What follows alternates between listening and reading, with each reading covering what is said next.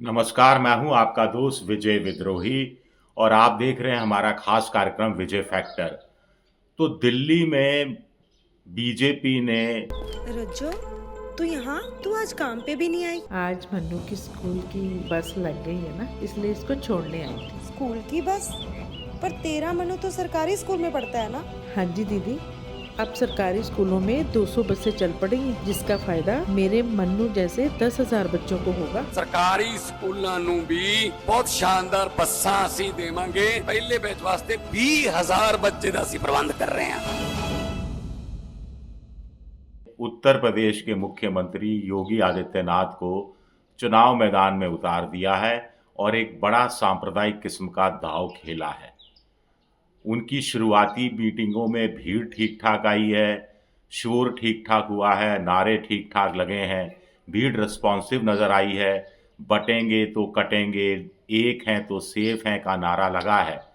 BJP इससे उत्साहित है, लेकिन इसका कितना चुनाव में फर्क पड़ेगा? कहीं ये दांव योगी आदित्यनाथ का बीजेपी पर उल्टा ना पड़ जाए? क्या बीजेपी के एक वर्ग को इसकी आशंका भी सता रही है? देखिए, दिल्ली में कुल मिलाकर 12-13% मुसलमान बताए जाते हैं। दिल्ली को 7 भागों में बांटा जाए तो एक भाग में उनकी उपस्थिति 20% से लेकर मैक्सिमम 46% तक है। प्रत्यक्ष अप्रत्यक्ष रूप से आप कह सकते हैं कि 1.5 दर्जन से ज़्यादा सीटें मुस्लिम वोटरों से प्रभावित होती है।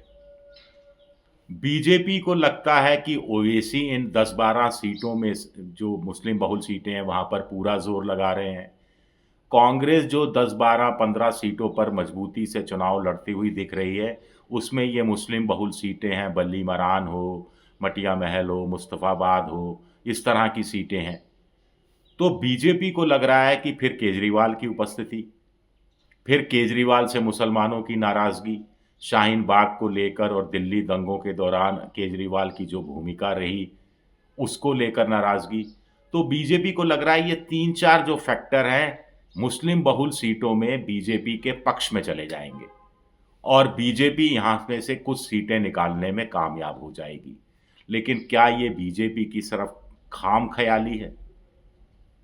बीजेपी को लगता है कि 2020 में जो उसको 38% वोट मिला था, वो पिछले बार के मुकाबले जो 4-5% वोट बढ़ गया था, वो वोट सांप्रदायिक ध्रुवीकरण के कारण बढ़ा था। लेकिन बीजेपी को ये नहीं भूलना चाहिए, उस समय शाहीन बाग ताज़ा-ताज़ा था, दिल्ली दंगे ताज़ा-ताज़ा थे। अब ये यमुना का पानी बहुत बह चुका है, पहली बात। दूसरा, निर्णायक लड़ाई है। केजरीवाल ने पूरा जोर लगाया है, बीजेपी ने पूरा जोर लगाया है। बीजेपी के लिए चुनाव जीतने का सबसे शानदार मौका है। कोई एक गलती उस पर भारी पड़ सकती है, तो क्या जो योगी आदित्यनाथ पर दांव लगाया गया है, वो बीजेपी को भारी भी पड़ सकता है।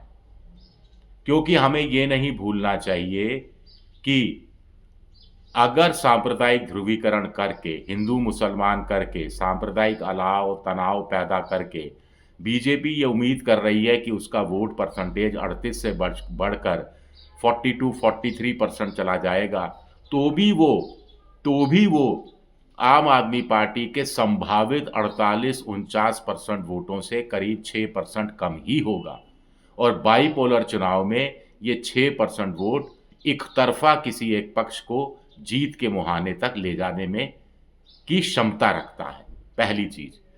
दूसरा, चलिए आपने दांव खेल लिया, आने वाले समय में अगली जो 14 रैलियां और करनी है योगी आदित्यनाथ को, जैसा बताया जा रहा है, उसमें उनका स्वर मान लीजिए और तल्ख हो जाता है और तीखा हो जाता है और सांप्रदायिक ध्रुवीकरण होता है, तो हिंदुत्व, उग्र हिंदुत्व 1-2-4% वोट बढ़ गया मान लिया, लेकिन उससे सीटें बढ़ जाएंगी ज़रूरी नहीं है। हो सकता है जिन सीटों को बीजेपी जीत रही हो उनको और ज़्यादा भारी अंतर से जीते, ये भी संभव है, और बाकी जगह वो हार जाए। फिर रिवर्स पोलराइजेशन हो गया। अगर मुसलमानों को लगा कि अति हो गई और सारे मुसलमानों ने अगर टैक्टिकल वोटिंग की और तय कर लिया कि ओवैसी आउट, कांग्रेस भी आउट, सारा वोट आम आदमी पार्टी की झोली में डालना है, तो बीजेपी को योगी आदित्यनाथ का दाव उल्टा पड़ सकता है। आखिर बीजेपी को ये भी नहीं भूलना चाहिए कि 2020 के विधानसभा चुनाव में अरविंद केजरीवाल के पक्ष में 85% मुसलमानों ने वोट दिया था। तो क्या बहुत भारी भूल कर रही है बीजेपी? सवाल उठता है। शुक्रिया मेरा ये वीडियो देखने के लिए, बहुत बहुत शुक्रिया।